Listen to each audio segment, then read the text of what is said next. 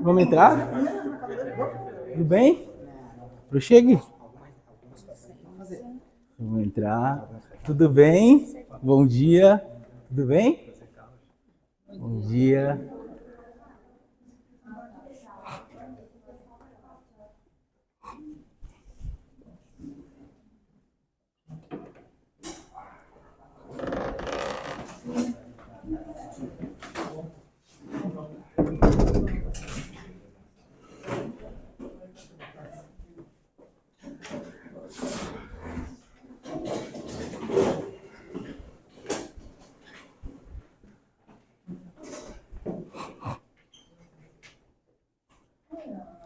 Tá bom?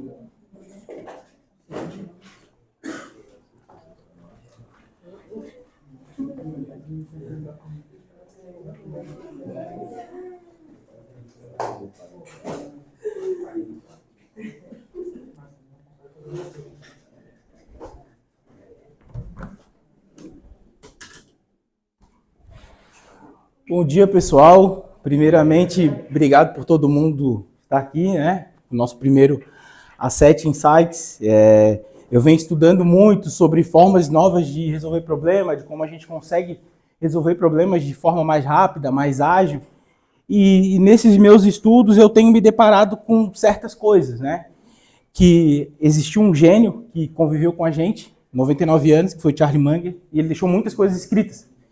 E dentro dessas coisas que ele deixou escrita, ele deixou uma teoria, que é uma teoria que eu quero passar para vocês aqui hoje, que é a teoria da sabedoria elementar. Junto com essa teoria, ele também deixou que a gente pode usar uma árvore para resolver problemas. Então, estudando e resolvendo problemas com isso, eu comecei a pensar assim, é uma forma boa de resolver problemas. E é uma forma que eu usava, mesmo sem saber que eu usava. Por que isso? Eu trabalhei 10 anos no departamento pessoal. Então, a gente costuma ter uma visão micro das coisas, né? Então, se eu faço uma coisa só, eu estou focado só naquela coisa, é só aquilo que importa, e eu não amplio os meus horizontes. Então, depois desses 10 anos no departamento pessoal, eu comecei a trabalhar no departamento fiscal. E isso expandiu a minha mente no sentido de, agora eu consigo discutir com o departamento pessoal, eu consigo discutir com o departamento contábil, societário. Então, ampliou meus horizontes de uma forma que eu não olhasse mais para um problema ou para uma empresa de uma forma só. Que é a forma que a gente, às vezes, costuma olhar. Tipo, eu só faço isso, eu vou olhar só para isso. Não vou olhar mais para nada, que se ferre as outras coisas. Só que a gente precisa tirar essa visão micro que a gente tem das coisas para passar a ter uma visão macro, que, consequentemente, o nosso micro vai ser resolvido de uma forma muito melhor. Então, como sociedade, a gente sempre tende ao fácil, né? O que eu vou fazer que eu possa ganhar dinheiro mais fácil? Qual o curso que vai me deixar rico? Vou jogar na Mega Sena da virada. Aquela pessoa, tu pergunta para a pessoa alguma coisa, tu quer o problema resolvido na hora, tu não quer que a pessoa te faça pensar sobre aquilo. Então a gente sempre tende ao fácil, solução rápida para problemas complexos, o que é praticamente impossível, né? Caso a gente não seja um gênio e eu estou longe de ser. Então, como eu mostro para vocês que a gente tende ao fácil? O Ozempic impulsionou o PIB da Dinamarca. O que o Ozempic faz? O Ozempic faz com que a gente emagreça de uma forma mais fácil. Não precisa fazer dieta tanto, não precisa fazer exercício. E olha o impacto que isso teve. O valor da empresa chegou a ser maior que o PIB. Então a gente pensa, vocês podem pensar, será mesmo que a gente tende ao fácil? Aqui está a prova. Se a gente não tendesse ao fácil, isso aqui não aconteceria. Por quê? Porque a gente ia estar procurando outras coisas. Então uma farmacêutica conseguiu ter valor de mercado maior que o PIB do país que ela está. Se a gente traz aqui para a realidade do Brasil, a gente pega o jogo do tigrinho, que pega muito mais as classes D e E. O que a classe D e E costuma fazer? A classe D e E, 6 horas da tarde, está no ônibus. Então está lá no ônibus, o cara está no ônibus, ele está ferrado porque ele ganha R$2.000, mas vale a alimentação, transporte ali, não dá nada. Aí passa a propaganda do tigrinho, que alguém falando para ele que ganhou R$400 num dia, ele faz uma conta. Assim, eu ganhei 2.000, se eu ganhar 400 aqui no tigrinho, cara, e assim as coisas vão piorando. Por quê? Porque ninguém vai ganhar nisso. Mas a gente tende muito a procurar coisas fáceis, soluções fáceis, ao invés de pensar sobre os problemas, de procurar que as coisas fiquem um pouco mais complexas para depois ficarem fáceis. Então, esse gênio que conviveu com a gente aqui, ele diz que para alcançar a sabedoria real, a gente precisa ter uma base sólida de modelos mentais. Ele, que era um gênio, fala em 100 modelos mentais. Eu, que sou muito mais limitado do que ele, infelizmente, vou falar aqui dos princípios da sabedoria alimentar que eu acredito que sejam possíveis para pessoas normais atingirem, né? Então, quais são esses princípios? Matemática, biologia, economia, física, psicologia, literatura. Então, todos esses modelos mentais aqui, eles se integram na hora de resolver um problema. Porque eu posso ter que fazer uma regra de 3 ou umas questões de probabilidade. Eu posso ler para melhorar minha comunicação. Eu posso pegar a história, e aqui a história que eu falo para vocês não é a história dos fenícios lá do Rio Tigres e Eufrates, quando a sociedade começou. A história eu estou estudando um mercado, uma empresa chegou para mim, um caso chegou para mim. O que já aconteceu durante os anos que pode se repetir para frente? Essa é a história. É a história daquilo que a gente trabalha. A filosofia, o que a filosofia nos diz? O que a economia nos diz? Os ciclos de mercado. Aqui, uma das partes que eu sou apaixonado, a psicologia. Porque a gente trabalha muito com vieses, né? Então, todo mundo tem um viés, todo mundo é viesado para alguma coisa. Então, a psicologia vai nos fazer entender o viés que o cliente tem e como que a gente pode induzir o cliente a fazer o que a gente precisa que ele faça. Porque ele, na maioria das vezes, não sabe o que é melhor para ele mesmo. Ele tá ali, ele acha que é melhor e tal, e às vezes tu chega lá com um problema que tu não consegue enfiar na cabeça do cliente que ele precisa fazer alguma coisa para que dê resultado. Ele simplesmente não quer. Por quê? Porque a gente está afrontando um viés que ele tem, o viés da autoridade dele perante a empresa dele. Então a gente precisa induzir o cliente a fazer o quê? A fazer o que a gente quer, mas brincando com o viés dele. Qual que é o viés dele? Ele tem um viés que ele é muito centralizador. Beleza, então eu nunca vou, nessa empresa, chegar a ter o controle das coisas. Mas como que eu consigo fazer ele fazer as coisas do jeito que vai ser melhor para a empresa dele? Porque a gente aqui, pelo menos na minha profissão, né, como analista, eu consigo analisar uma empresa muito melhor do que o dono da empresa. Por quê? Porque ele está imerso ali. E eu não. Eu uso esse campo todo aqui para analisar uma empresa. E isso me faz ter uma visão muito melhor sobre a empresa dele. O cara não, o cara está aqui, ó. Resultado, foco, produto, tem que vender mais, tem que demitir um funcionário. Então, eu consigo ter uma visão melhor quando eu uso esses princípios aqui. E olhando para esses princípios aqui, vocês podem pensar assim, ó, pô, mas isso aí deve ser difícil pra caramba. Sim, não é fácil, mas é simples. Não é fácil, mas é muito simples.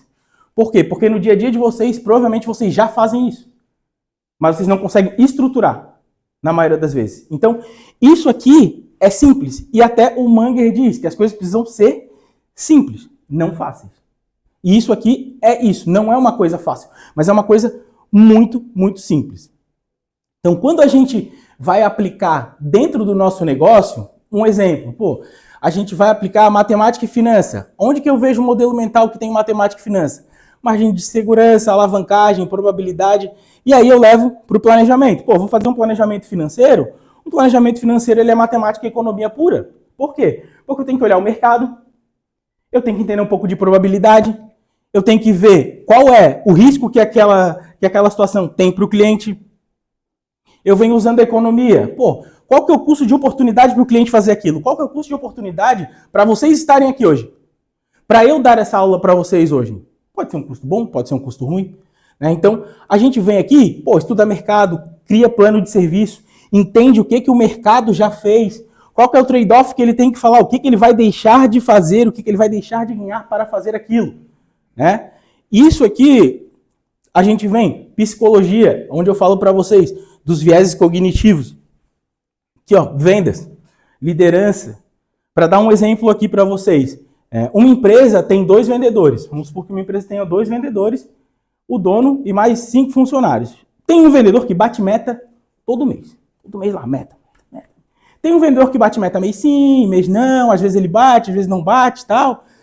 Só que o dono, como ele está imerso em faturamento e cuidar dos outros funcionários, ele não consegue ver por que um está batendo e por que um não está batendo meta. Então, pô, o que está acontecendo? Ele vai e vai para um vendedor. O que um vendedor faz? O que não bate meta? Ele está dentro da cultura da empresa. Pô, beleza. Ele está dentro da cultura, ele vende como eu imagino que deva vender, ele não dá desconto, ele parcela das formas que tem que parcelar, aí eu vou para o outro vendedor. O outro vendedor, ele dá desconto, ele parcela, ele antecipa, ele faz de tudo, ele está completamente contra a cultura da empresa. Então, quando o dono se depara com essa situação, como que eu faria, né? Como que eu usaria todos esses elementos aqui? Eu vou pensar assim, pô, se eu tenho um vendedor que bate meta todo mês, fazendo várias coisas erradas contra um vendedor que não bate meta, mas faz tudo certo, o que está errado aqui? É o meu preço que está errado? Eu estou no mercado errado? O meu produto está errado para aquele mercado? Quanto o outro lado, eu olho para o comportamento. Por que esse cara está fazendo isso daqui?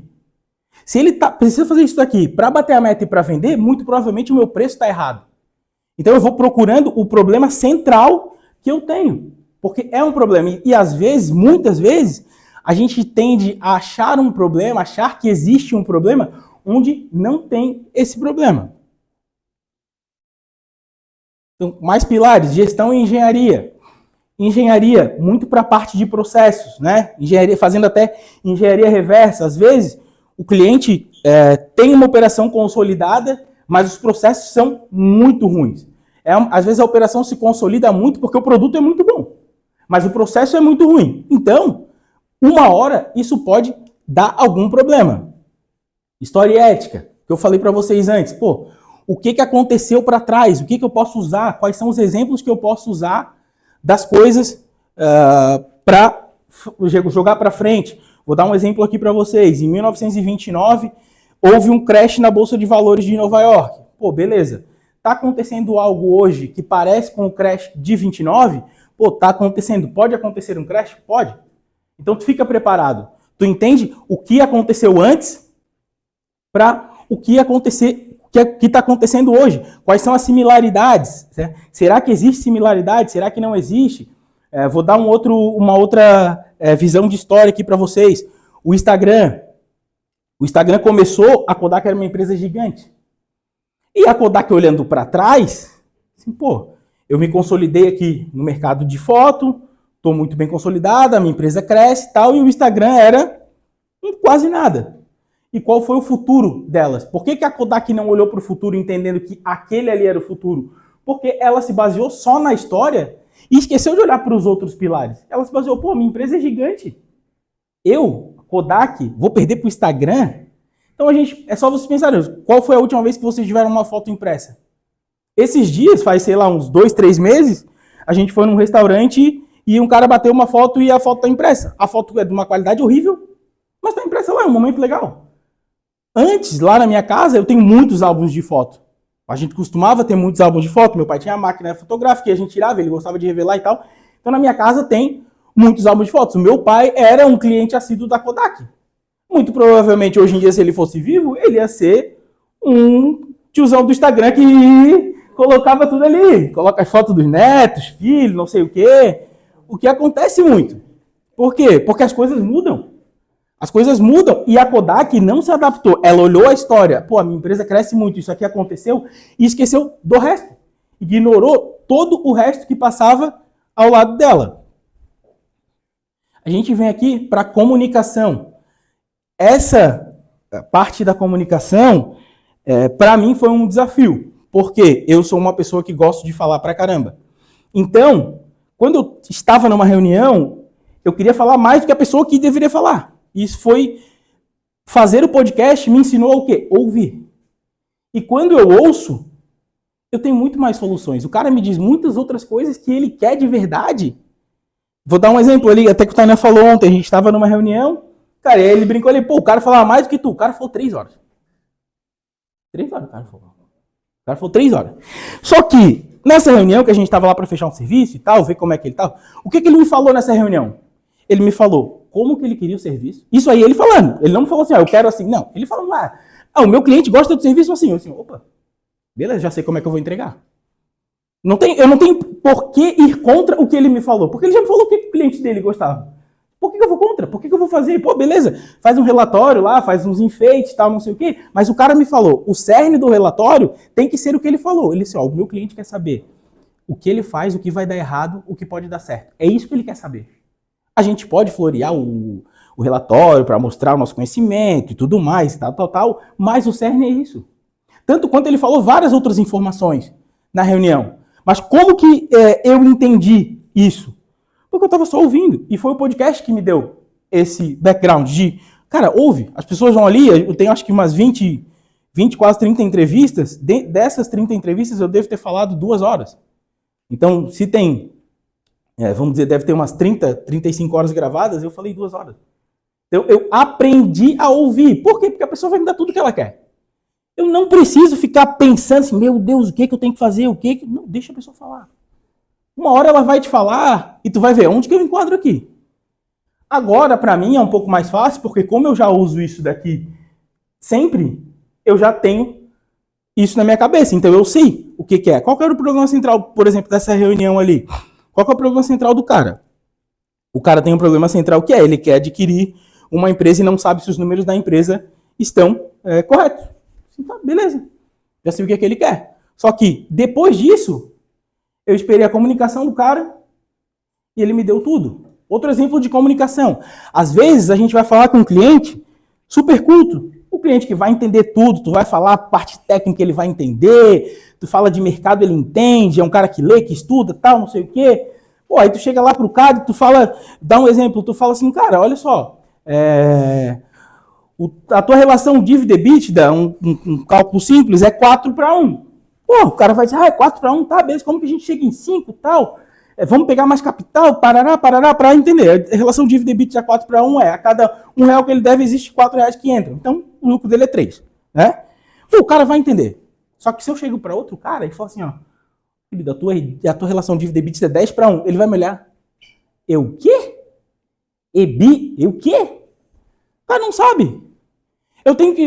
Tem cliente que eu vou ter que chegar para ele e falar assim, ó, querido, para cada R$1 que tu deve, tu ganha 10. Ele, opa, para cada um que eu devo eu ganho 10? Pô, então eu posso fazer 3 de dívida. Comuniquei as duas coisas. Mas eu tenho que entender como o cliente quer ouvir aquilo dali. Que é uma parte mais ou menos aí de psicólogo, né? Como nosso amigo Edu tá ali, se ele quiser fazer um após aí, eu tô... Porque é uma parte muito... A psicologia, né? A comunicação é uma parte muito importante das coisas que a gente tem no nosso mundo de hoje. Então, para finalizar a questão dos pilares, o outro pilar que eu uso, o aprendizado contínuo. Porque na empresa e na minha vida, eu busco uma cultura de excelência. Eu preciso buscar ser melhor todos os dias do que eu acordei. Eu acordei de uma forma, eu preciso acordar melhor. Às vezes eu consigo, às vezes eu não consigo. Mas eu tenho essa cultura instaurada, tanto na empresa quanto na minha vida. Porque a minha empresa tem que ser um espelho do que é a minha vida. Se a minha vida é bagunçada, a minha empresa vai ser bagunçada.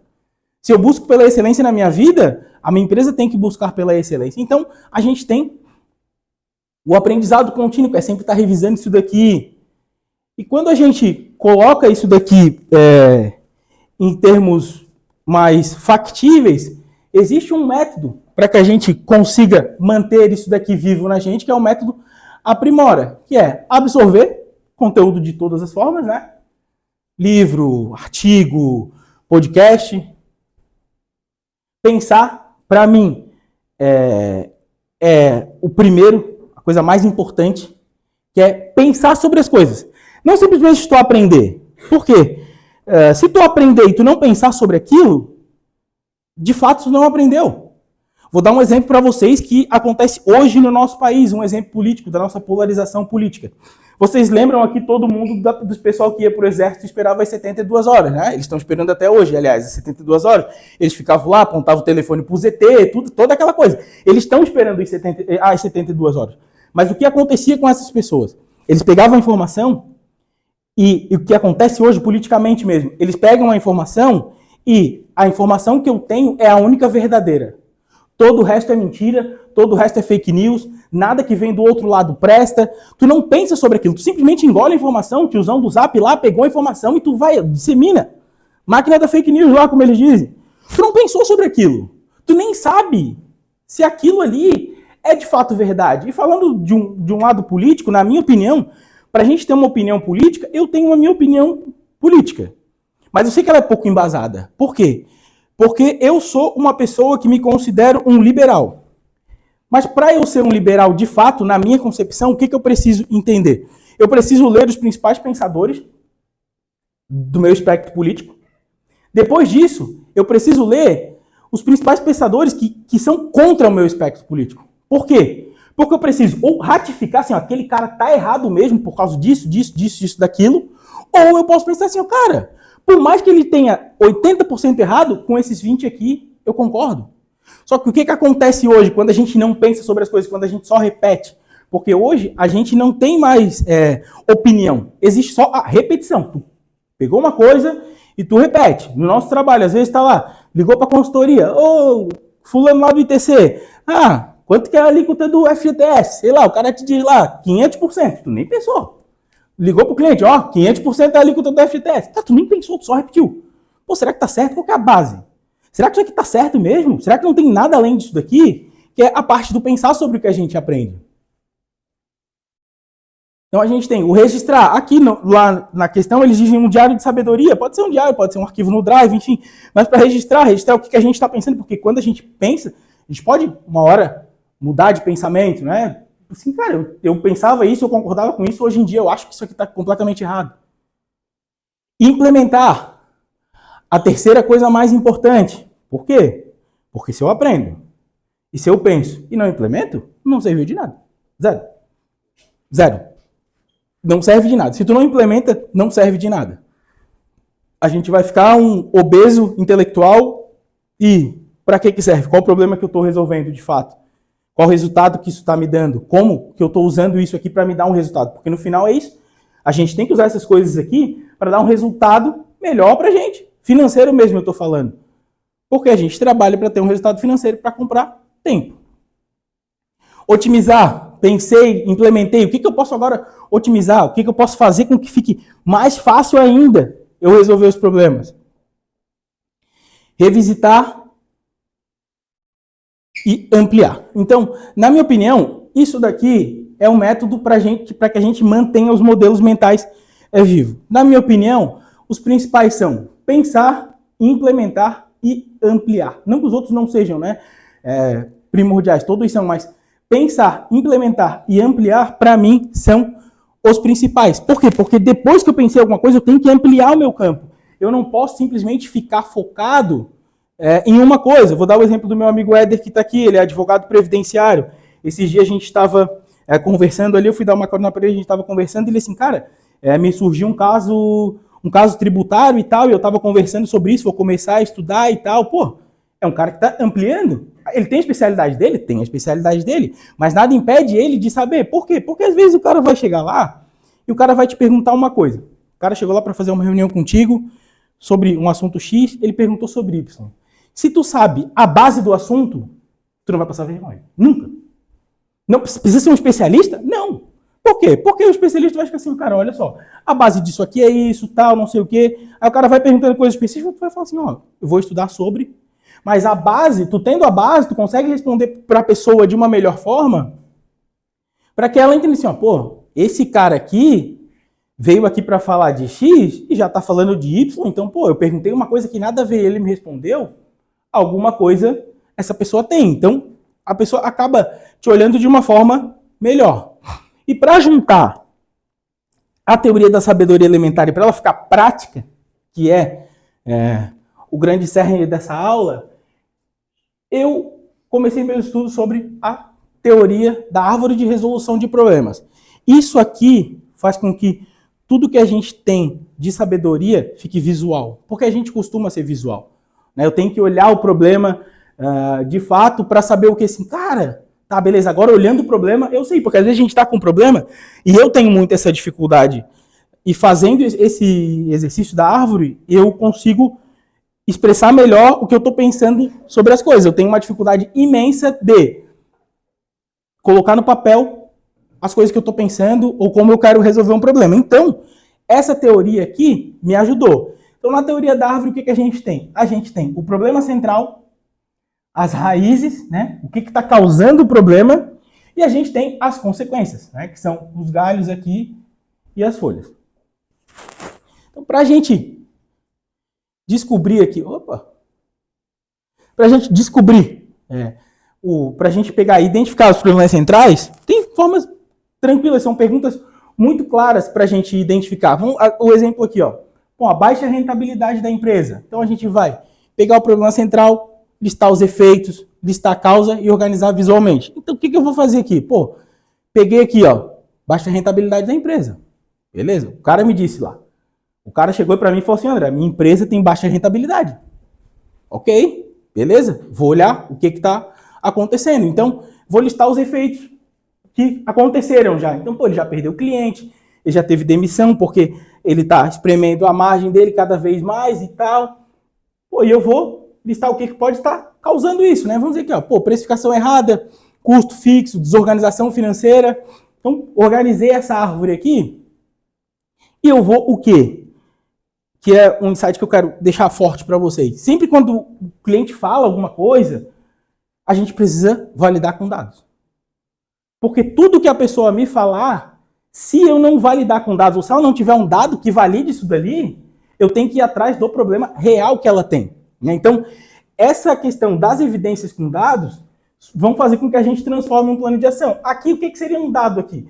Pô, ele diz que a margem dele ele diz que a empresa dele tem baixa rentabilidade. Sim, beleza. Me mostra a tua DRE. Ah, não tenho a DRE. Como que a tua empresa tem baixa rentabilidade? Não dá para saber. Não dá para saber como que a empresa tem baixa rentabilidade. Aí ele me diz, o meu custo fixo é alto. Qual que é o meu custo? Qual que é o teu custo? Sabe? Cara, às vezes tu não sabe qual que é o teu custo, pô. Então como que tu vai saber se ele é alto ou se não? Então, para trazer aqui, juntar essas coisas que eu estou passando para vocês hoje, eu fiz o exercício de juntar a árvore com a sabedoria elementar desse grande gênio que passou com a gente. Como que a gente faz isso aqui na nossa empresa, né? A gente faz isso através de um checklist. Então, com esse checklist aqui, a gente entende tudo que se passa na empresa. Tudo.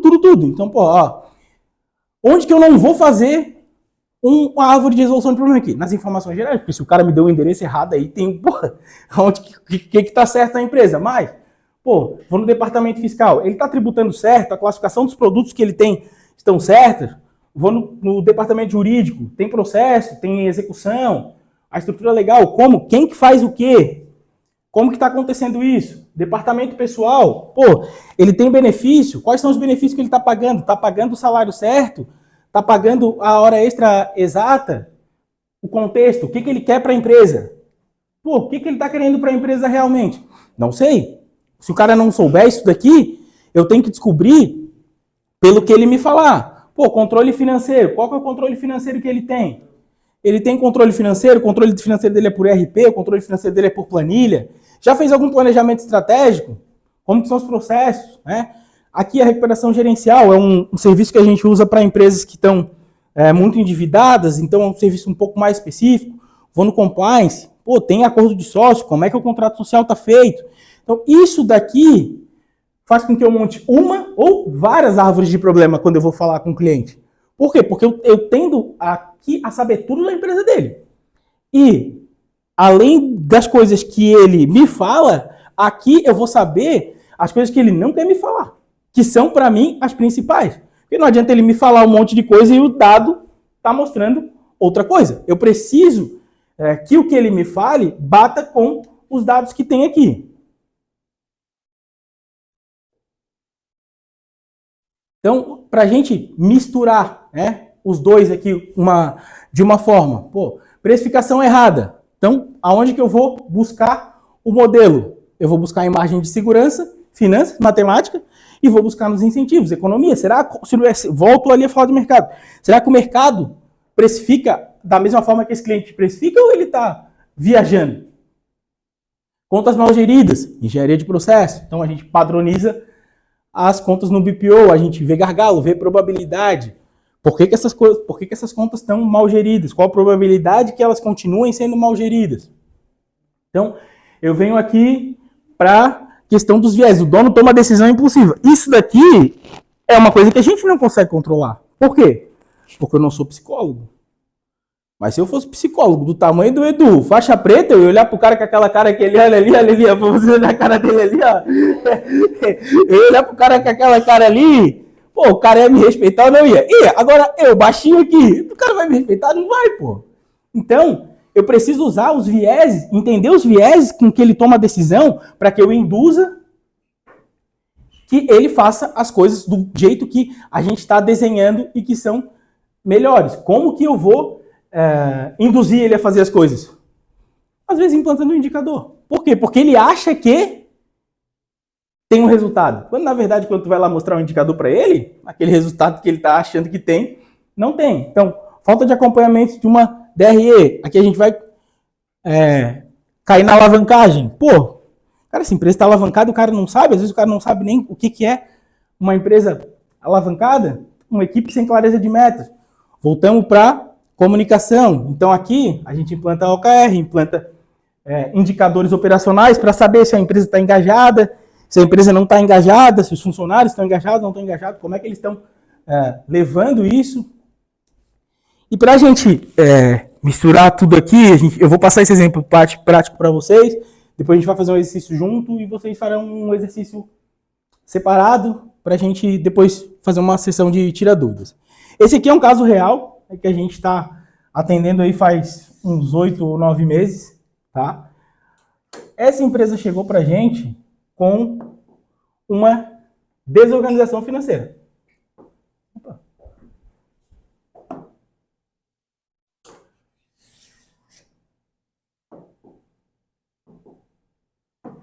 Chegou para a gente com esse problema central aqui, ó.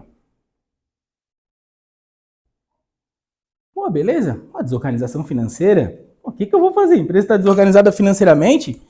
Vai ser fácil, né?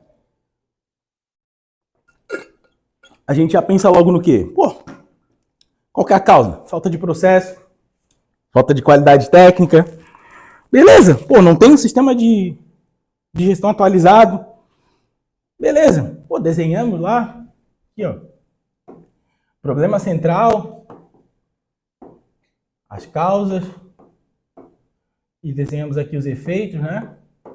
Então, não tem noção se está crescendo ou não está, não sabe se a precificação está correta, está pagando muito juro, falta DRE, e a gente começou o trabalho. Beleza, começamos o trabalho e tal, e pô, a gente via que, cara, não estava andando. Não sei o porquê não estava andando, a gente não conseguia decifrar o porquê não estava andando, o que tinha ali naquela empresa, mas as coisas simplesmente não andavam. E eu perguntei tanto para a Amanda quanto para o Clérison para a gente entender. Assim, cara, o que está acontecendo no colégio que a gente não está... o trabalho não está andando. Por que o trabalho não está andando? Então a gente fez uma reunião, uma nova reunião e tal. E beleza, fui entendendo. Ah, mas isso, mas aquilo, o cliente ali passando um monte de coisa. E quando ele começou a falar algumas coisas, eu notei uma coisa. O problema central que ele tinha não era desorganização financeira. Era bem diferente disso. O problema central que ele tinha era a falta de comprometimento dos sócios. Por que era a falta de comprometimento dos sócios? Porque isso daqui, ó, tá vendo aqui, ó, a falta de comprometimento do time? Essa falta de comprometimento do time vinha por quê? Porque os sócios não estavam nem aí para o problema. É uma empresa que gera caixa, então eles não estavam tão preocupados assim, não estavam sem dinheiro para pagar a conta de luz, né? Estavam pagando ali até mais contas do que deveriam. Então a gente entendeu, numa reunião com eles, que assim, cara, o nosso problema maior é a falta de comprometimento dos sócios. Então, o problema central deles é comportamento. É o comportamento. Então, como que eu vou induzir para que eles façam as coisas da maneira que a gente entende que eles façam, da maneira que a gente entende que é melhor, para que eles consigam evoluir com o trabalho. E aqui está a verdadeira mágica do negócio, porque às vezes chega um problema lá para a gente, que a gente acredita assim, não, o problema é X, o problema está dado, é esse aqui. E quando tu vai fuçando, vai a fundo, tu vai ver o problema é completamente diferente daquele que estava sendo mostrado. Então esse aqui, nessa empresa, A falta de comprometimento dos sócios estava afetando. Por quê? Porque o Clériton chegava lá na empresa, pediu um extrato, às vezes o cara saiu de férias, não avisou para ninguém, porra nenhuma. Às vezes o outro estava lá, a reunião começava era para começar 2 horas, começava às 3. Então eles não estavam comprometidos, eles não estavam nem aí com as coisas. Por quê? Porque os sócios não cobravam eles. Por quê? Porque estava sobrando dinheiro. Continua sobrando dinheiro na empresa. A empresa não parou, a empresa gera caixa, consistentemente gera caixa.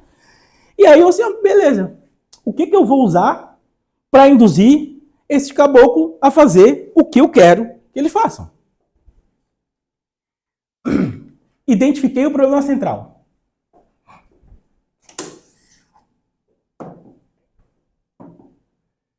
Identifiquei. Comportamento, beleza. Quando eu identifico o comportamento, eu posso chegar para ele, falar para ele assim, como que tu estás a fim de procurar um psicólogo? Uma terapia, sei lá, terapia de casal, às vezes, tem gente que gosta, né? Sei lá, uma terapia, constelação familiar, alguma coisa assim, que não estás afim, eu posso chegar para ele e falar isso, né? Porque eu sei qual é o problema. Eu sei exatamente o problema que eles têm ali, que é um problema comportamental. Só que eu não sou psicólogo. Eu não tenho nenhuma qualidade técnica para chegar e mudar o comportamento de alguém. Mas eu consigo, usando todos os elementos, analisar e induzir a pessoa a fazer o que eu quero que ela faça. Que é aqui. Então, o que eu fiz? Eu vim aqui, assim, então tá.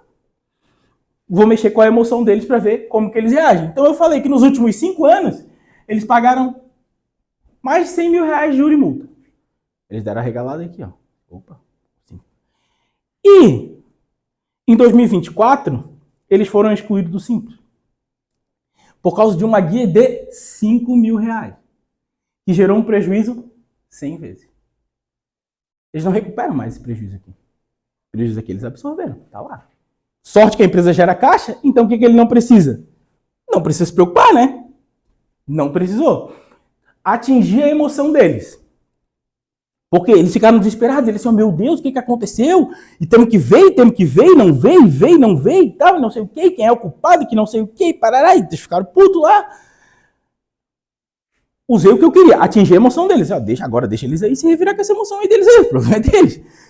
Depois disso, o que eu entendi? Eles são pessoas desconfiadas. Naturalmente. Por quê? Porque eu conversei com eles e entendi das coisas que eles me falam. Aí, beleza, agora a gente vai atingir aqui, ó. Eles confiam em mim. Por que eles confiam em mim? Porque eu sou bonito e tal? Não, apesar de eu ser. Mas eles confiam em mim. Eles confiam em mim por quê? Porque eu mostrei uma coisa que eles nunca tinham visto. Esse valor aqui, ó. Eu mostrei o prejuízo. Então, automaticamente, eles passaram a confiar em mim. Eles assim, ó, opa, tá. Ele já me falou uma coisa que é certa e eu sei que eu tive esse prejuízo. Então, ele descobriu. Vou confiar. Confiaram em mim. Então, a partir do momento que eles confiaram em mim, eu falei para eles, olha só, o trabalho é junto. Todos nós trabalhamos para que dê resultado. Só que eu preciso que o comprometimento seja de todos. Do teu time, de quem trabalha aí. Tem que me responder rápido. Não dá para tu ficar aí me enrolando, não responde, cara. Tem que ser comprometido. Por quê? Eu não posso chegar lá pro cara e falar assim, ó. Porra, cara, o teu time não faz merda nenhuma. O que vocês estão fazendo aqui que esse time não é comprometido? Queria, mas a minha psicóloga diz, nem tudo tu deves falar do jeito que tu queres. E aí eu sigo a orientação dela.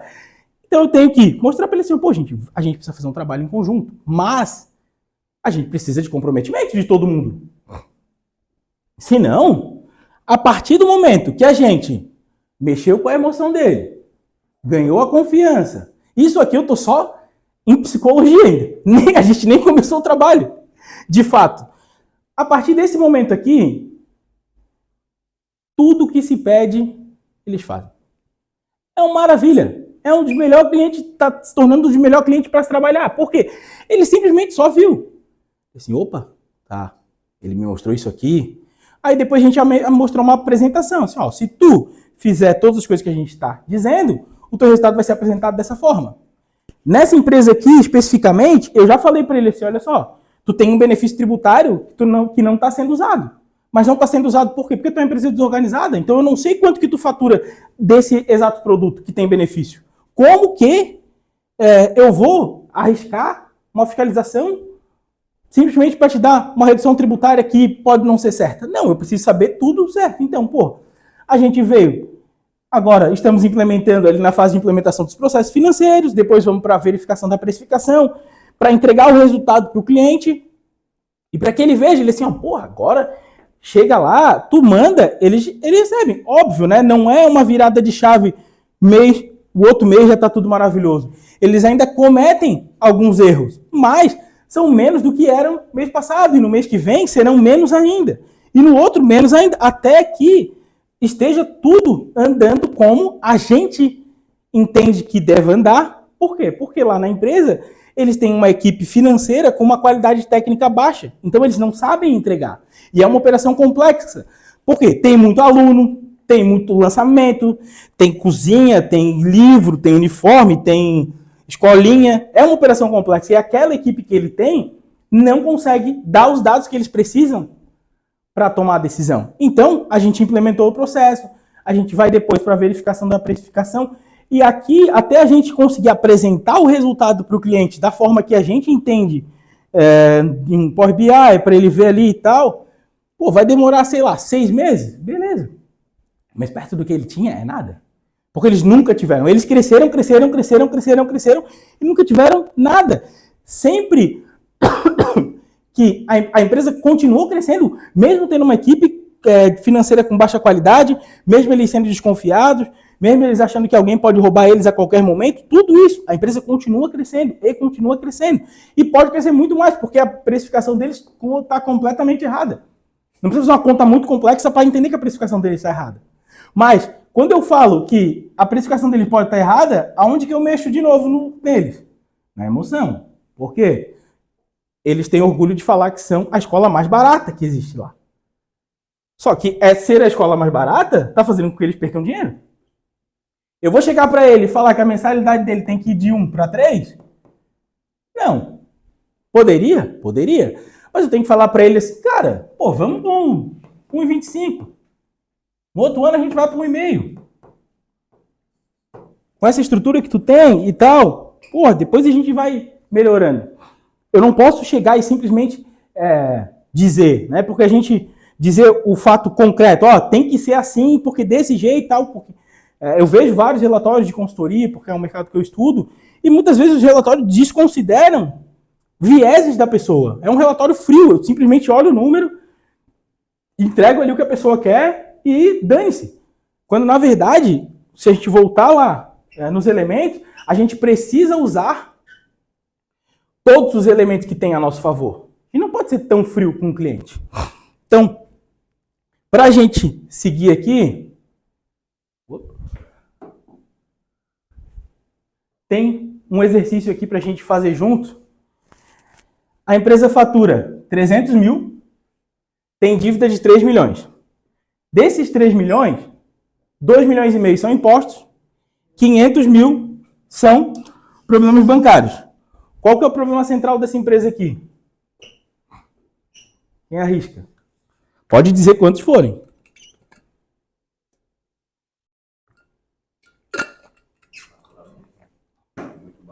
Não tá?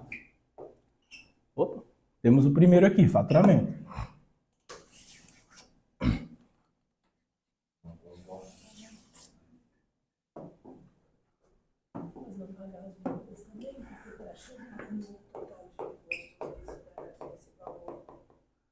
Faturamento.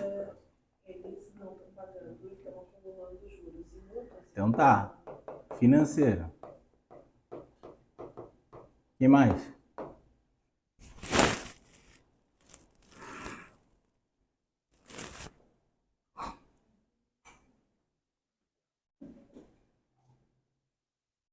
Renegociar tudo, abrir um CNPJ novo. É uma boa alternativa. Isso é uma boa alternativa. Congelar, né? Congelar a dívida. A gente já congelou o preço no Brasil, porque não pode congelar uma dívida. Mas o problema central, acho que é a organização. Organização?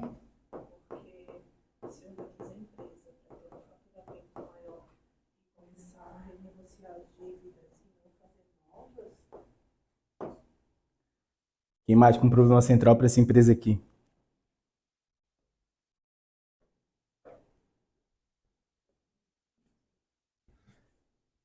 Eu acho que primeiro de tudo a gente tem que saber a margem bruta, né? Tá. Sem a margem bruta a gente não sabe Margem. depois, porque uma coisa é tu ter meio milhão captado a 4%, né? Outra coisa é tu ter um meio milhão captado a 18% pelo juros de mercado. Então tá. Então tem que saber o quanto tá pagando nesse meio milhão. Chegamos Pode ser aqui. que ele te mate, pode ser que ele não te mate. Chegamos onde eu queria na dívida. Essa dívida de 500, vou dar mais um dado para vocês falarem outro problema central. 400 mil reais é um empréstimo, 100 mil reais é outro empréstimo. 100 mil reais é capital de giro, 400 mil reais é outro empréstimo. Esse empréstimo de 400 mil reais aqui tem um juro mais baixo. Mas o que aconteceu com esse empréstimo aqui? Foi feita distribuição de lucro.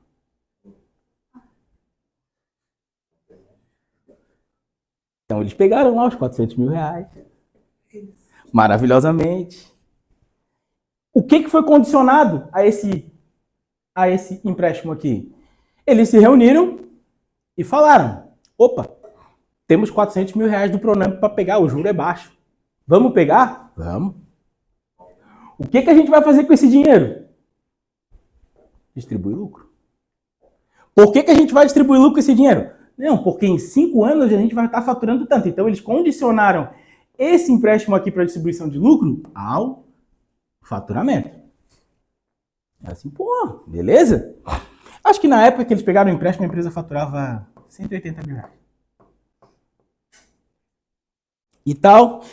E mais, aí o que aconteceu? Esse empréstimo aqui não está sendo pago. Então está acontecendo um bloqueio de contas.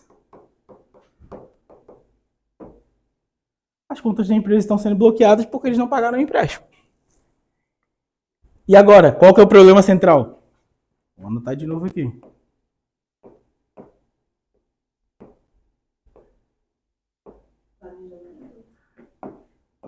Tá.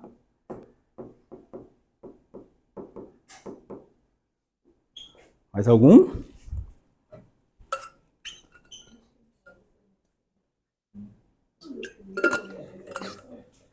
Tu achou sem noção? Tu achou sem noção? É mais normal do que a gente imagina. É mais normal do que a gente imagina.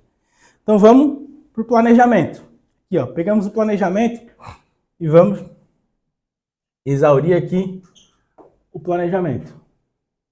Os sócios planejaram pegar esse dinheiro aqui, né, vamos dizer 400 aqui, 500 mais 400, e vão distribuir. Só que, pô, quando eu vou planejar, são 3 sócios. São 3 sócios. Ou seja, porra, desses 3 sócios, pelo menos 2 concordaram com essa loucura. Opa, 2 concordaram, é nóis, vamos dar ele aqui e tal. Aí a gente começou a fazer o trabalho lá no cliente. Comecei a entender o cara, conversar com o cara. A primeira coisa que eu vi, a dívida, né? Assim, meu Deus, que loucura, irmão. Que isso, cara? Tô apavorado, tanto apavorado quanto vocês ficaram aqui. Aí eu fui lá falar com os sócios. Pô, tá, mas explica, tá, o que aconteceu? Por quê? Eu vim com o problema central deles, aqui, ó, principalmente esse aqui que estava bloqueando conta, imposto. É ruim, mas não é a pior das coisas. Aí comecei a falar lá com os sócios, tem um sócio majoritário e mais 2, né? Comecei a falar com os sócios e aí eu descobri que a estrutura societária é o seguinte, tem o sócio 1, sócio 2 e o sócio 3. O sócio 3, ele é comercial. Opa, então, onde que eu vejo o problema central dessa empresa agora? Comercial. Por quê? Porque era o comercial que ia fazer o aumento de faturamento. Então tá, o problema central está aqui no comercial. Beleza. Mas, pô, fui exaurindo ainda o sócio. Como que aconteceu? O que estava acontecendo? Aí ele me falou que o sócio do comercial também tinha outro trabalho. Ele tinha 2 trabalhos. Ele era o Julius. Então ele tinha muitos vínculos, né? Então ele tinha 2 trabalhos. Assim, tá, mas calma aí. Pô, o cara é sócio da tua empresa, tem outro trabalho. E para essas empresas de software, que é uma empresa de software, ele tem uma coisa que chama setup. Quando ele instala um sistema lá e tal, faz a implantação, eles ganham um setup. Eu fui analisar os dados financeiros, 4 meses, 2 meses tinham setup, 2 meses não tinha. Ou seja, a empresa passou 2 meses sem vender. Porque não tem setup, aí fomos para a reunião de sócio. Vamos lá para a reunião de sócio. Aí eu expus lá e falei assim, ó, gente, a recuperação da empresa se dá de 2 formas. Ou vocês aumentam o faturamento e a empresa vem para 5 anos de recuperação, ou se manter esse faturamento aqui, é 10 anos para frente. Então, vocês têm que entender o que está acontecendo na empresa, como que a gente pode mudar isso daqui. Aí o sócio do comercial se sentiu o quê? Atacado. Eu expus, né? Olha, gente, pô, a gente precisa aumentar o faturamento. Eu não falei que o comercial era uma merda. O que é? Queria ter falado? Queria ter falado assim, irmão, isso aqui é uma merda. O que tu estás fazendo é uma merda, pô. Mas não posso, tem que falar assim, ó. A gente tem que aumentar o faturamento. Caiu no comercial. Aí o cara do comercial, assim, não, mas é porque eu tenho prospecções e eu vou te mandar uma planilha, que faz 3, 4 meses isso aí ele não mandou planilha até hoje. Eu vou te mandar a planilha para tu ver que não sei o que, que não sei o que, que não sei o que. E aí, falando. Aí eu voltei lá. Beleza, ele me falou um monte de coisa. Mas o que ele não tinha para ratificar o que ele falou? Ele não tinha dado nenhum para ratificar o que ele falou. Ele tinha prospecções e planilhas e não sei o que, não sei o que, não sei o que. Sim, beleza. Entendi que o problema central, além do comercial, era o sócio 3. Beleza? Remodelei. Você entendeu quão complexo foi esse caso? Remodelei. Comecei a conversar com o sócio majoritário. Aí o que eu entendi depois da conversa com o sócio majoritário? Que o problema central é o sócio majoritário. Por quê? Porque ele não teve voz para impedir isso daqui, esses 400 mil reais. Ele mesmo falou, ele assim, cara, a gente pegou um empréstimo para investir, mas aí começaram a me impressionar para a gente distribuir lucro e não sei o que, não sei o que. O que ele fez? Cedeu. Qual foi o resultado do que ele fez? Isso aqui, ó. Não consegue mais pagar imposto, tá com a conta bloqueada, então agora todo dia 5 ali é um Deus nos acuda para pagar os funcionários. O Cléston tá lá, tem que pagar os funcionários antes que caia o Bacenjude ali e não consiga fazer os pagamentos.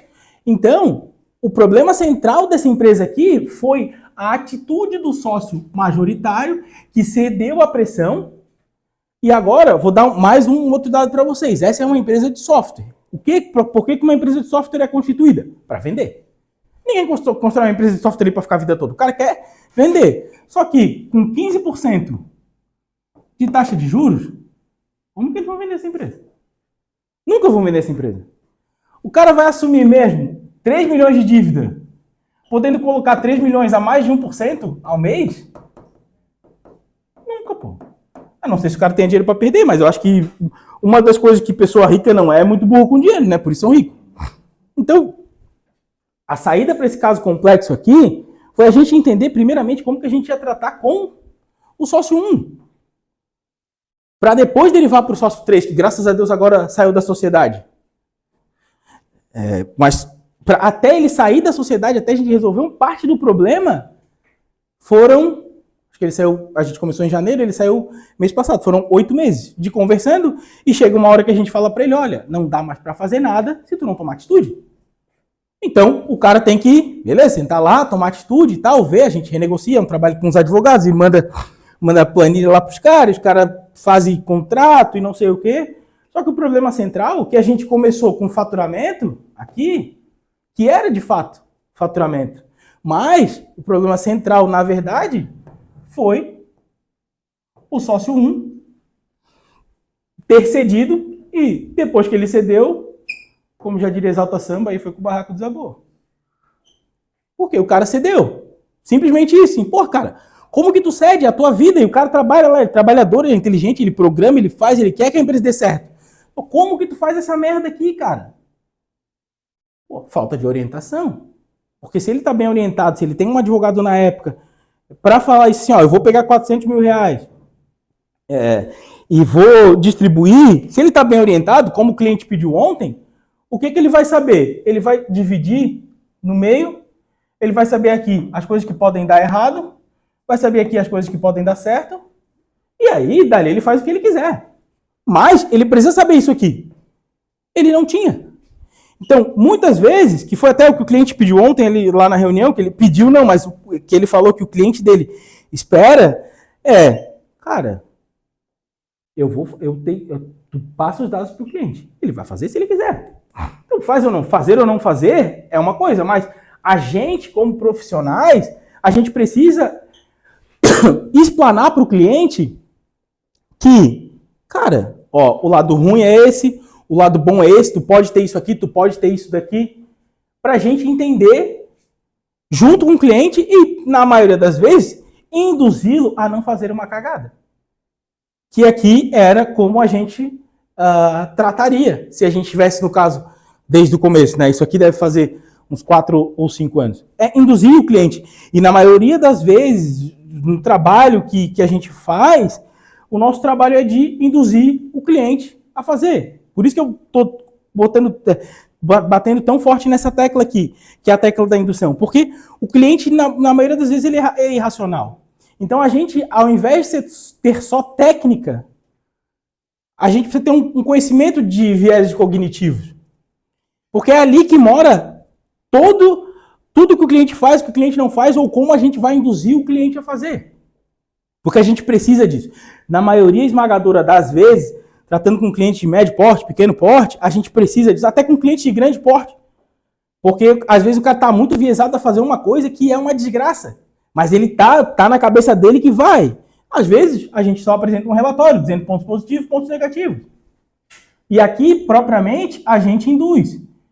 Esse tempo atrás, eu fiz uma consultoria para um colega meu e ele queria construir um terreno, para vocês entenderem. Ele queria construir em um terreno. Então, o cara ia dar 400 mil pelo terreno e ele ia dar 400 mil e ia administrar a obra. Beleza. Ele falou assim, cara, ó, a situação é essa, me deu a situação toda e tal. E aí eu falei para ele assim, beleza, vou fazer um relatório e vou te passar. Como é que tu vai fazer essa obra? Assim, não, eu tô pensando em pegar um empréstimo, porque daí ou eu vendo um apartamento que eu tenho, que era um patrimônio que a gente tinha construído junto, né, que eu já venho fazendo consultoria para ele há algum tempo, então a gente conseguiu que ele construísse um patrimônio junto, muito focado no viés dele de, cara, o nosso objetivo é tal, então não vamos sair do nosso objetivo. Aí, fui fazer o relatório. O meu viés do relatório era qual? Eu disse assim, cara, é uma merda tu fazer isso aqui. O meu viés era esse. Desde quando ele começou a me falar, já era o meu viés. Só que eu não posso colocar o meu viés no relatório. De forma alguma. Então eu vou buscar o que os números estão me dizendo. Aí eu comecei a ver. Eu não entendo quase nada de obra. Mas eu sei que se eu faço uma conta que o lucro dele vai demorar 2 anos para retornar tanto o investimento quanto dar lucro, e o lucro dele é 192 mil reais, na conta era isso, eu assim, cara, tu vai demorar 2 anos para lucrar 50%? Na minha cabeça é um valor alto, mas pelo risco não vale. Por quê? Obra é aquela coisa. Pandemia, o parafuso custava 1, foi custar 3. Aí, tudo que acontece ali, o teu lucro que tá indo, porque o cara do terreno, ele não tá nem aí, tu fez contrato com ele, assim, cara, aí fui ver assim, qual era o tipo de imóvel? Tipo, para classe A. Em quanto tempo no lugar que ele está fazendo imóvel, aquele imóvel vende. Então, entre construção e venda, naquele bairro estava dizendo que levava em média 2 anos, né, entre construção e venda. Podia ser antes e tal, mas a média ali do bairro era 2 anos. Então, a valorização do bairro foi X% nos últimos 5 anos. Fiz o relatório completo. O relatório completo apontou para o que o meu viés estava falando, só que apontou com os números.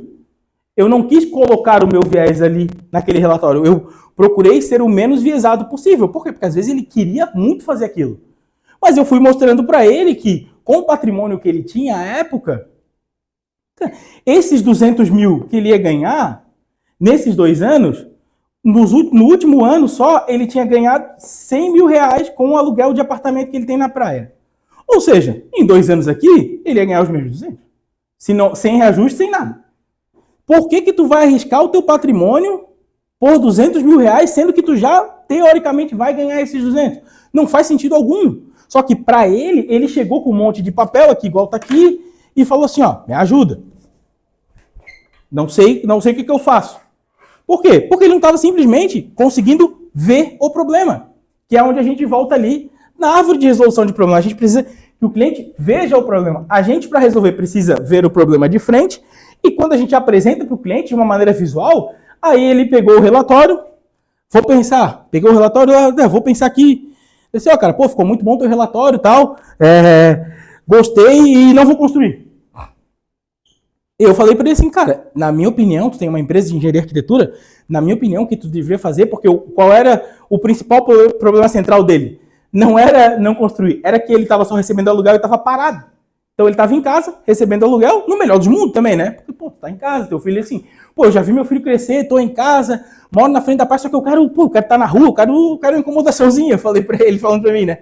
Assim, cara, então faz o seguinte, a tua empresa, que é ele e a esposa dele mais uma arquiteta, já tá rodando, cara. Por que tu não vai pra rua para fazer a empresa rodar de fato? Para fazer negócio e tal, que é onde ele realmente é muito bom.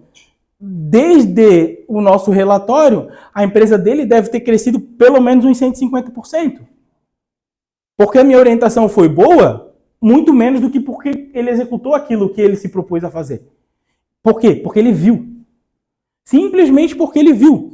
Ele ver aquele problema, ele ver uma explicação, ele ver os dados do problema que ele tinha ali, que era para ele a falta de trabalho, vamos dizer assim, na rua, ele vendo aquele problema, ele disse, não. De jeito nenhum, não vou construir. E foi a quarta consultoria que a gente fez junto, e ele é sempre uma pessoa que vem do mesmo jeito. Cheio de papel, bota os papéis na mesa e fala assim, ó, me ajuda. É sempre do mesmo jeito que ele faz. Então eu já entendi que o comportamento dele é, cara, pega o que eu te falar, tu anota tudo e só desenha para mim. Porque ele é engenheiro, então, teoricamente, na prática, ele gosta mesmo de ver a coisa construída. As consultorias com ele são consultorias relativamente fáceis. Porque ele já traz tudo organizado. Ele só não consegue ver. Por quê? Porque ele não consegue fazer isso aqui que eu expliquei para vocês. Que é o que eu quero deixar para vocês, para que vocês consigam passar para frente. Né? Qualquer problema que vocês tenham, usando esse modelo da árvore e exaurindo o modelo, porque vocês viram, a gente começou com faturamento e acabou no sócio. No colégio, eu comecei com desorganização financeira, acabei em comportamento. Às vezes o problema central é só aquele. Mas várias vezes a gente tem que derivar, até achar de verdade o problema central. Porque o cliente está ali, ele não vai te falar de primeira na maioria das vezes. Ou então ele vai, é isso aqui, mas não sei o quê, mas não sei o quê. Esse mesmo cliente do colégio, ele gosta de comprar imóveis e tal. Aí, não, André, estou comprando uns imóveis aqui, o que eu faço? Coloco o nome de pessoa física, o nome de pessoa jurídica, a gente estava conversando e tal. Aí eu olhei para ele e falei assim, tá, quantos imóveis tu tem? Aí ele falou, sei lá, 8. Eu já sei que ele tem mais de 8, mas ele quis falar só aquele tanto. A gente foi conversando, até ele falar quantos imóveis ele tem de verdade. Mas na primeira eu já sabia que ele não tinha. Mas ele quis me falar um número porque ele assim, provavelmente ele assim, vou ver qual é a reação dele se eu falar que tem 8 imóveis. Se para mim, se ele tiver 8 ou 200, não tenho nem, a não ser que ele tenha um aqui na Pedra Branca e queira me vender por um valor 50% do preço. Senão, não vai me importar. E eu aprendi muito isso com um cliente que eu tive, que de tantas coisas que ele me ensinou o seguinte, ele disse, André, tu és meu contador e de ti eu não vou esconder nada. E cara, na época ele era o meu maior cliente. E eu trabalhava com clientes muito menores que eles, que, meu Deus, não mandavam um extrato bancário. Se eu mandar um extrato, ele vai saber quanto eu estou ganhando, vai querer me cobrar mais. Caraca, cara, que merda, o cara pensa assim mesmo. Mas eu também não estava muito aí para quem não queria mandar.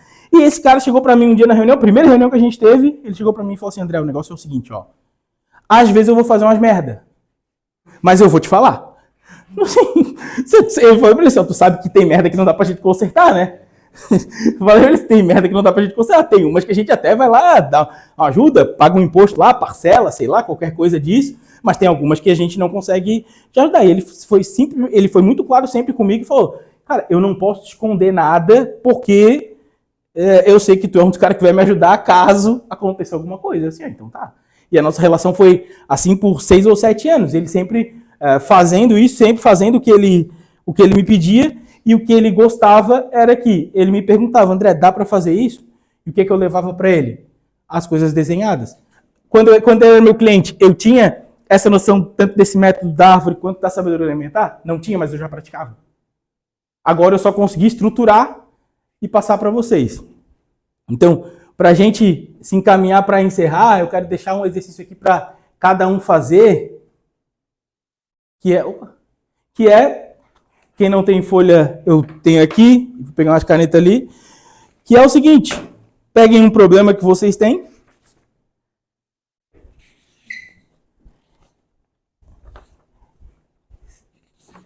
desenhe o problema central.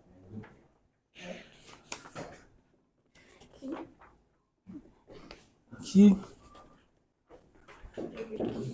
Quem não tem caneta, levanta a mão para eu ir lá pegar, por favor. Pô, tá aí, pô. Esse aqui era o problema central. Também. Vou lá pegar a caneta, espera aí.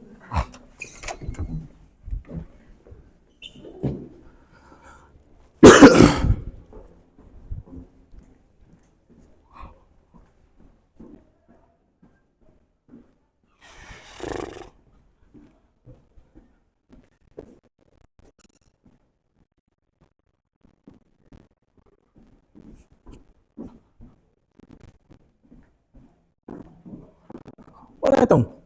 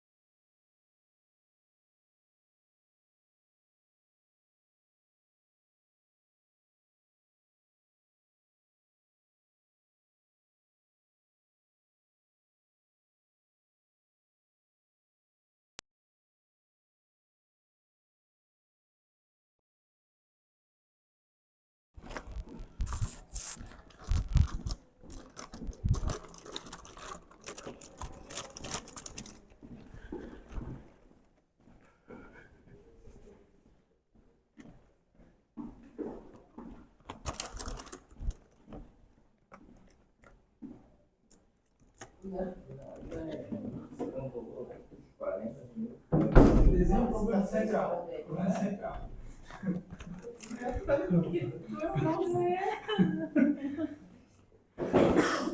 E mais. Caneta Eu Pri. também vou. Vou desenhar. Olha, vamos lá na direção daí.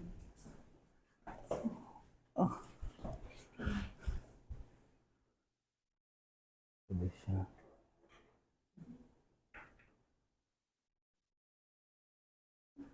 Aqui, ó.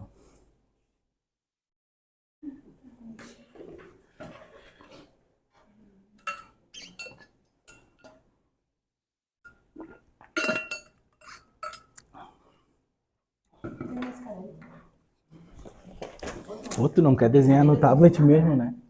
Caralho, comprasse um iPad aí bonitinho, cara. Cara, comprasse um iPad aí bonitinho.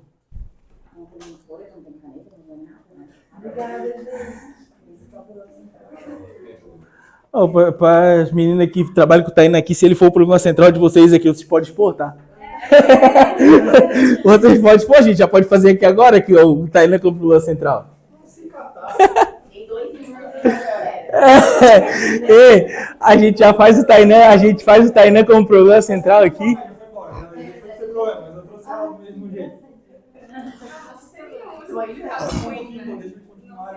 Deixa eu continuar aí. É um estudo de caso bom. Eu acho que deveria investir nesse estudo de caso. Aí, ó. Olha aí, Tainá. Olha aí, Tainá. Aqui, ó. Estudo de caso aqui, ó.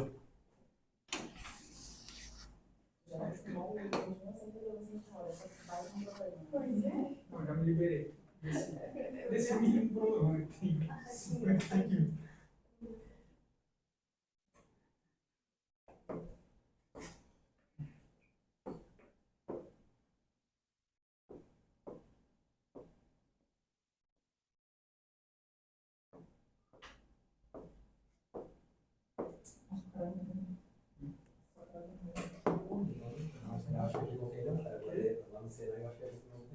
Bom, dinheiro não falta.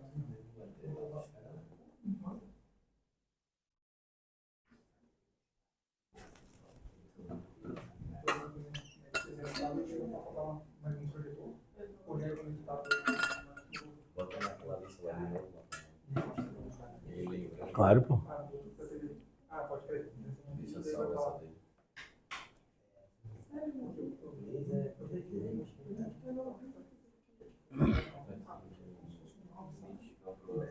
Identifica um problema central que tu tenha. Isso.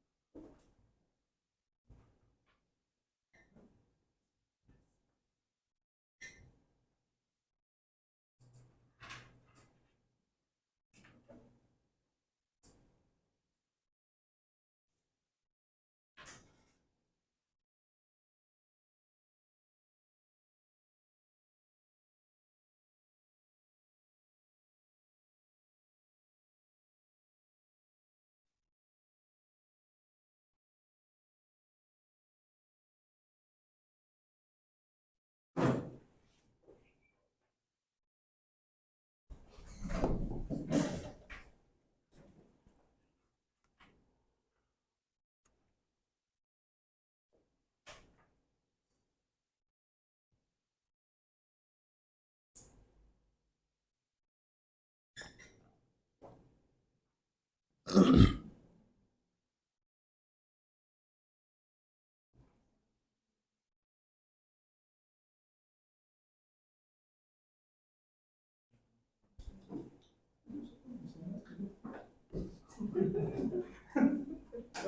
fazer aqui.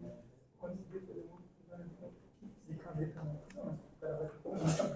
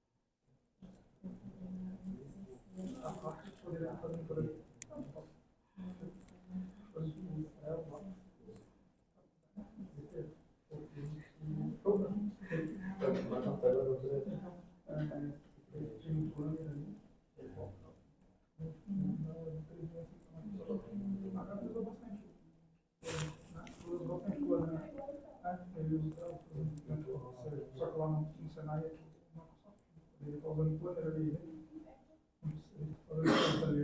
também fosse dar um treinamento do planner lá e está no pacote que você vão, por exemplo. Não. Positivo.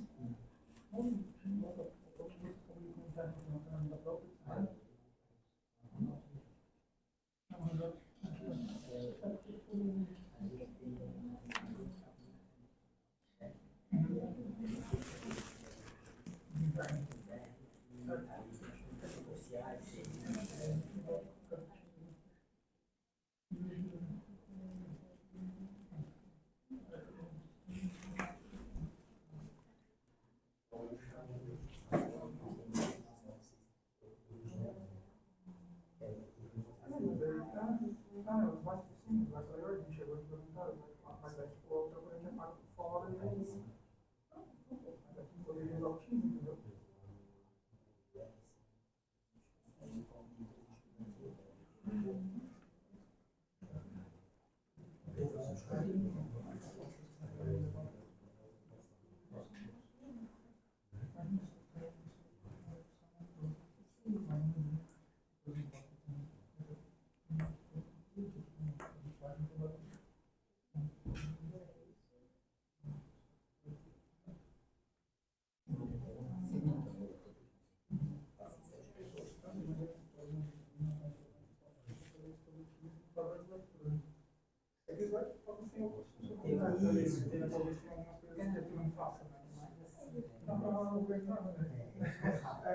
Aprender no lado e para resolver. Mas isso aqui era legal, né? O negócio funcionou ali. Quando a gente chegou lá. Foi um projeto aqui. Ficou legal. Falta os 3 anos. Não. Inclusive, meu acompanhamento.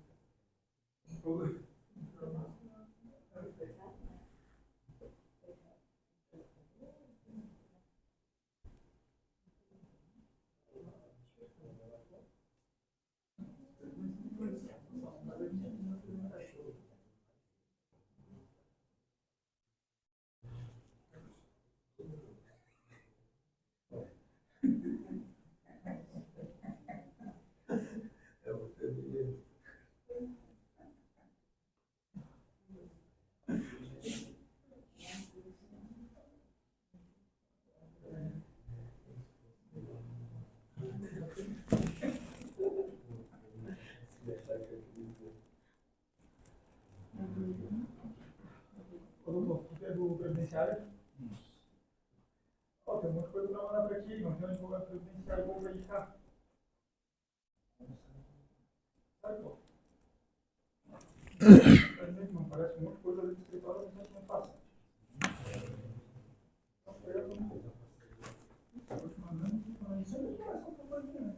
Isso são as coisas aí que trabalham mais e a gente pode manter uma condição melhor. Mas é legal.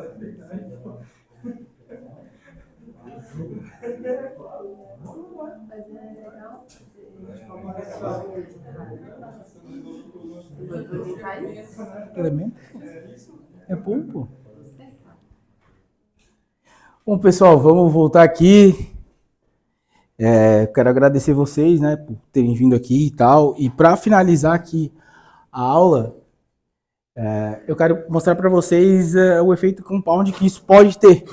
Então, quando a gente aprende mais, a gente se mantém aprendendo, a gente resolve o problema melhor e mais rápido, a gente diminui custo, a gente aumenta a margem e a gente tem lucro, salário, enfim. Por que eu acredito nesse efeito aqui e eu quero que vocês levem esse conhecimento para vocês? Porque a gente trabalha para comprar tempo, efetivamente isso, né? A gente troca dinheiro por tempo, mas quanto mais dinheiro a gente tem, mais tempo a gente tem. Então, quanto mais a gente aprende, mais rápido a gente resolve o problema. Pô, não tem como tu não diminuir custo. Não tem como não chegar no teu chefe e falar assim, cara, eu tô diminuindo isso. Tu mostra o dado. Ao invés de chegar e pedir um aumento por pedir, tu mostra o dado. Assim, olha só, eu tô fazendo isso daqui, eu acho que eu mereço X a mais de salário. Tu mostra pro teu cliente quão mais rápido está sendo a resolução de problema. Então, quanto mais a gente aprende, quanto mais a gente se mantém aprendendo várias coisas, mais problemas a gente resolve, mais rápido a gente resolve os problemas, muito mais valor financeiro tem nisso. Ainda mais agora que a gente tem inteligência artificial para ajudar. Então, isso aqui ficou muito mais fácil. A gente ter conversas com ChatGPT, Gemini, Cloud, enfim, ficou muito mais fácil de a gente resolver problemas, ficou muito mais fácil de a gente conseguir aplicar essa teoria, mas tem um perigo. Ficou muito mais fácil também de a gente ficar preguiçoso e não pensar mais, né?